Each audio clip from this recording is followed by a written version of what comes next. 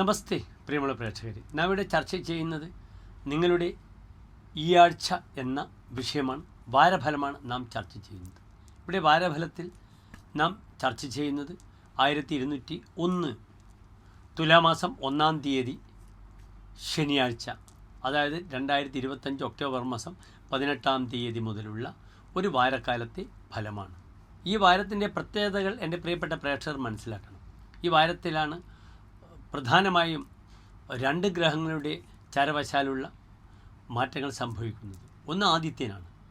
പ്രഭാവകാരകനായ ആദിത്യൻ തുലാമാസം 1-ാം തീയതി നീചത്തിലേക്ക് പ്രവേശിച്ചു കഴിഞ്ഞു.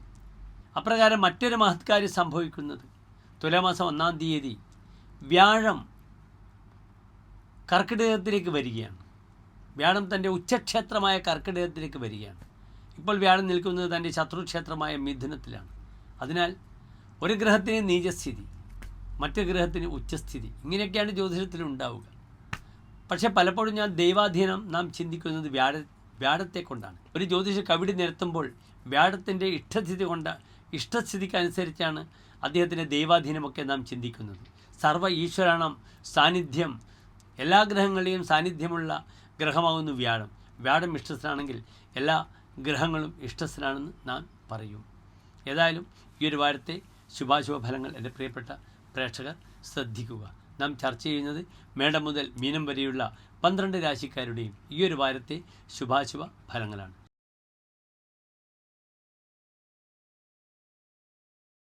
പുണർതം നക്ഷത്രത്തിൻ്റെ അവസാനത്തെ 15 നാഴിക, പൂയം ആയില്യം നക്ഷത്രങ്ങൾ വരുന്ന 2 നക്ഷത്ര സമൂഹമാകുന്നു കർക്കിടകൻ രാശി. ഇവർ കർക്കിടക രാശിക്കാർക്ക് വ്യാഴം കർക്കിടക രാശിയിൽ തന്നെ നിൽക്കുന്നു. 2-ൽ കേതു, 3-ാം ഭാവത്തിൽ ചന്ദ്രൻ, ശുക്രൻ, 4-ാം ഭാവത്തിൽ സൂര്യൻ, ചൊവ്വ, ബുധൻ, അഷ്ടമത്തിൽ രാഹു, 9-ൽ ശനി. ഇങ്ങനെയാണ് ഗ്രഹസ്ഥിതി. ഇവർ കർക്കിടക രാശിക്കാർക്ക് ജന്മവ്യാഴമാണ് ആരംഭിക്കുന്നത്. ഇത്രയും കാലം അവർക്ക് വ്യാഴം 12-ലായിരുന്നു, വളരെ മോശമായിരുന്നു. പക്ഷേ 12-ലെ വ്യാഴത്തെക്കാളും കുറച്ചും കൂടി മേന്മ ജന്മവ്യാഴത്തിന് പറയാം. വ്യാഴം ഉച്ചസ്ഥനാണ്. വിഷ്ണുക്ഷേത്ര ദർശനം നടത്തുക, അച്ഛൻ്റെ അനുഗ്രഹം ലഭിക്കും, പൂർവികമായ സ്വത്ത് ലഭിക്കും. ഒരുപക്ഷെ തനിക്കൊരു വീടെടുക്കുവാനുള്ള വളരെയധികം അവസരങ്ങൾ വരും. പ്രചുരാലേഖ എന്നാണ് കർക്കിടക രാശിക്കാരെ പറ്റി പറയുന്നത്. വലിയ വീടുണ്ടാക്കുമെന്നാണ്, 1-ൽ കൂടുതൽ വീടുണ്ടാക്കും. അതിനാൽ ഗൃഹസംബന്ധമായ കാര്യങ്ങൾക്ക്, പൂർവികമായ സ്വത്ത് കിട്ടാൻ, അച്ഛൻ്റെ ബിസിനസ് ഏറ്റു നടത്താൻ, ഒരുപക്ഷെ മരിച്ച അച്ഛൻ്റെ ജോലി അവിചാരിതമായി മക്കൾക്ക് ലഭിക്കുന്ന വാരമായിരിക്കും ഈ ഒരു വാരമെന്നറിയുക. ദാമ്പത്യ വിഷയത്തിൽ ചിലപ്പോഴും സ്ത്രീജനങ്ങളോട് രതി കുറയുക, അപ്രകാരം ക്ലേശങ്ങളുണ്ടാവുക. പക്ഷേ സഹോദര ഗുണം നന്നായിട്ട് വരും. സഹോദരങ്ങളുമായി ബന്ധപ്പെടുന്ന സഹവർത്തിത്വത്തിന് വളരെ അനുകൂലമാണ്. യുവതികൾക്ക് ഗർഭം ധരിക്കാൻ വളരെ അനുകൂലമാണ്. പ്രസവവുമായി ബന്ധപ്പെടുന്ന വിഷയത്തിലേക്ക് IVF പോലുള്ള ചികിത്സകൾക്ക് വളരെ അനുകൂലമാണ്. അതിനുവേണ്ടി ഉത്സാഹിക്കുന്നത് വളരെ നല്ലതാണ്. കുറച്ച് കാശ് പോകുന്ന വാരമാണ്. ചികിത്സകൾക്ക് വേണ്ടി ധനപരമായ വിഷയത്തിലേക്ക് നമുക്ക് ഇറങ്ങാം. അതിനുവേണ്ട സാഹചര്യങ്ങൾ വരും. നേത്രസംബന്ധമായ ബുദ്ധിമുട്ട് വളരെ ശ്രദ്ധിക്കുക. അപ്രകാരം തന്നെ ശാരീരികമായി ഹൃദ്രോഗികൾ, കൊളസ്ട്രോൾ ഉള്ളവരൊക്കെ ശ്രദ്ധിക്കണം. ഭക്ഷണ കാര്യത്തിൽ നിയന്ത്രണം പാലിക്കണം. അതിനുമപ്പുറം ശ്രദ്ധിക്കുക, രാത്രി യാത്ര തീരെ സുഖകരമല്ല ഈ ഒരു വാരം. അധോമുഖ രാശി ആരൂഢമാണ്.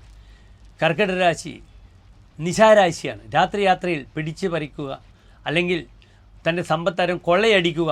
മൈസൂരും ബാംഗ്ലൂരുമൊക്കെ പോകുന്നവർ, ചുരം വഴി പോകുന്നവരൊക്കെ വളരെ ശ്രദ്ധിക്കുക. അവിചാരിതമായി തൻ്റെ ധനം നഷ്ടപ്പെടുക, ആക്രമിക്കപ്പെടുക. ഇന്നലെയും പത്രത്തിൽ കണ്ടു, ബോണിക്കൊപ്പോ വെച്ച് കുടകിൽ വെച്ച് ഒരു വ്യാപാരിയെ മർദ്ദിച്ച് അദ്ദേഹത്തിൻ്റെ കാറടക്കം എടുത്തു കൊണ്ടുപോകാൻ ശ്രമിച്ചൊരവസ്ഥ. അതിനാൽ ജാഗ്രത പാലിക്കണം. തൻ്റെ കുടുംബത്തിൽ തന്നെ തനിക്ക് ശത്രുക്കളുണ്ടാകും. ഒരു കാര്യങ്ങളും അധികം അഭിമാനത്തോടുകൂടി പരസ്യമായി പറയരുത്. കുടുംബത്തിൽ തന്നെ ശത്രുക്കളുണ്ടാകും. ജനങ്ങളും തന്നോട് ശത്രുത പുലർത്തുന്ന വാരമാണെന്നറിയുക. മാനസിക സംഘർഷങ്ങൾ ലഘൂകരിക്കാൻ ശ്രമിക്കണം നിർബന്ധമായി. ഇവിടെ തീർത്ഥസ്ഥലങ്ങൾ സന്ദർശിക്കുന്നതൊക്കെ വളരെ നല്ലതാണ്. അച്ഛനും അമ്മയും ചേർന്നുള്ളൊരു യാത്ര വളരെ നന്നാകാം. പക്ഷേ അസമയത്തുള്ള രാത്രിയാത്ര വളരെ ശ്രദ്ധിക്കണമെന്ന് മാത്രം. പരിഹാരം ഇവിടെ നിർബന്ധമായും ശത്രുസംഹാര കുരുതി ചെയ്യണം. ശിവക്ഷേത്രത്തിൽ മൃത്യുഞ്ജയ പുഷ്പാഞ്ജലി ചെയ്താൽ മതി. തീവ്രതരെ ആഭിചാരെ, എത്ര വലിയ ശത്രുദോഷത്തിനും പരിഹാരമാണ് മൃത്യുഞ്ജയം. കുടുംബത്തിൽ സമാധാനം കുറച്ച് കുറയും. അമ്മയുടെ ആരോഗ്യം അല്ലെങ്കിൽ മരുമക്കൾ ഇവരുമായി ബന്ധപ്പെടുന്ന ആരോഗ്യ വിഷയങ്ങളൊക്കെ ജാഗ്രത പാലിക്കണമെന്ന് മാത്രം. എല്ലാ പ്രിയപ്പെട്ട കർക്കിടക രാശിക്കാർ ശോഭനമായ നല്ലൊരു വാരം പ്രാർത്ഥിക്കുന്നു. നന്ദി, നമസ്കാരം.